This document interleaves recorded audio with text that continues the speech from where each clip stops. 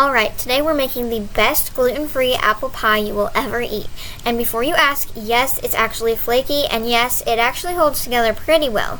And you can't even tell it's gluten-free unless your superpower is detecting xanthan gum from like 3 miles away. So, let's get started. Here are all the ingredients that I will be using today. Feel free to pause here and take a screenshot. They'll also be listed in the description below. That way you can follow along too. Let's get started. Today, I am using Bob's Red Mill Gluten-Free 1-to-1 Baking Flour because it's the best gluten-free 1-to-1 flour out there. I love it personally because it tastes good, it's not grainy, and it gets me the best results every time. If you have a different gluten-free flour that you like to use, go ahead and use that, but make sure that has the proper amounts of xanthan gum in it. Mix 2.5 cups of Bob's Red Mill 1-to-1 flour with 1 tablespoon of granulated sugar and a little bit of salt. And I also went ahead and added a little pinch of cinnamon just to give that crust a cozy taste to it, you know? Mix that up, get everything nice and well combined, and then we're gonna go ahead to cutting in the butter. This is the key to flakiness. You want it cold, like straight from the fridge. Make sure it's cold. Get 2 sticks, slice it up, cube it up, and cut it in until it looks like coarse crumbs. This is the part where people usually get nervous and think they've ruined it. You haven't, don't worry. You just want to smash that butter into flat little pieces like I'm doing here with my hands. Your hands will get floury, but you will survive, don't worry. Cut in the flour, and by that I mean I started using forks, just kind of smushing it in, but then I just used my hands, played with it, had fun with it, and boom. Alright, here's my little secret weapon. A teaspoon of apple cider vinegar. It makes the crust less crumbly, which is like perfect for gluten-free baking. And then get ice water. You want it to be cold as ice. Start with 6 tablespoons. You're looking for a dough that holds together when you pinch it, not something sticky. Add in a little bit more ice water, tablespoon by tablespoon if needed, and fold that together until it forms dough. If it's sticky, you've gone too far. If it's not sticky and it just holds together like so, then it's perfect. I think I ended up using about 8 tablespoons of ice water.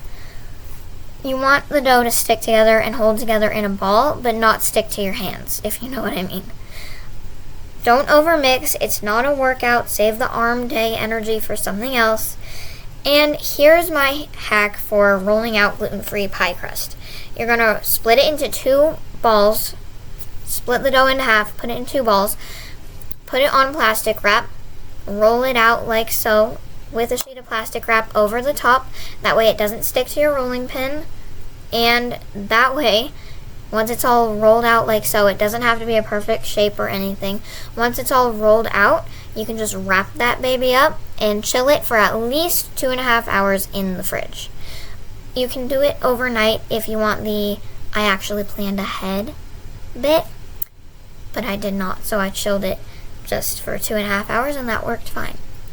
Put it in the fridge and boom, there you go. Alright, after you chill it, take it out of the fridge and let it sit for a minute. That way the dough isn't too hard to deal with. While it's sitting out and kind of thawing, we're going to slice Granny Smith apples. I used 8 of them. They're tart, they're crisp and green, and they're perfect for pie. Just dice them up, toss it with a tablespoon of lemon juice, 3/4 cup of white sugar, 1/4 cup of brown sugar, 1.5 teaspoons of cinnamon, a little bit of nutmeg, a little bit of allspice, some apple pie spice, some salt. Just season that baby up like so, and 2 tablespoons of Bob's Red Mill 1-to-1 flour for thickening. Oh, and a little bit of vanilla extract because flavor. Once your apples are ready, you're going to get your dough out, and it's gluten-free. It was a little tricky to deal with. I'm still working on trying to get it more malleable, but it's okay. I just filled in the cracks where I needed to, pressed my fingers into the cracks, pressed the dough into the pan, and it turned out all right. So just work with it, trust the process, and it'll be okay. Now, parchment paper is a great idea. Line your pan with parchment paper. I did not do that, but I'm telling you, if you line your pan with parchment paper, it won't stick. So it'll actually turn out a little bit better. If your dough cracks, don't panic. Gluten-free crust is just like Play-Doh. Press it back together, keep going, no one's judging you, don't worry. Since the first crust is in the pie pan, you're gonna put the apple filling in, and then you can just put the second crust on top and cut little slits in it. But I'm doing lattice today because I feel fancy. It didn't turn out exactly great, but you know what? It's okay. It's okay. It turned out pretty good. It held together pretty well. And you can brush the top with egg wash and hit it with coarse sugar if you want, so it bakes up golden and sparkly. You're gonna bake it you're gonna preheat your oven to 400 degrees Fahrenheit for 20 minutes, and then drop it to 375 Fahrenheit for another 30 to 40 minutes until golden and bubbly like so. This is the part where your house smells so good the neighbors start accidentally showing up at your door. I recommend having an extra pie ready if you don't want to share. And yes, you do have to let it cool for 2 hours, otherwise you'll have hot apple soup. Delicious, yes, but is it pretty? Not really. Look at that. It's perfect with some vanilla ice cream and caramel drizzle. This is dangerously good.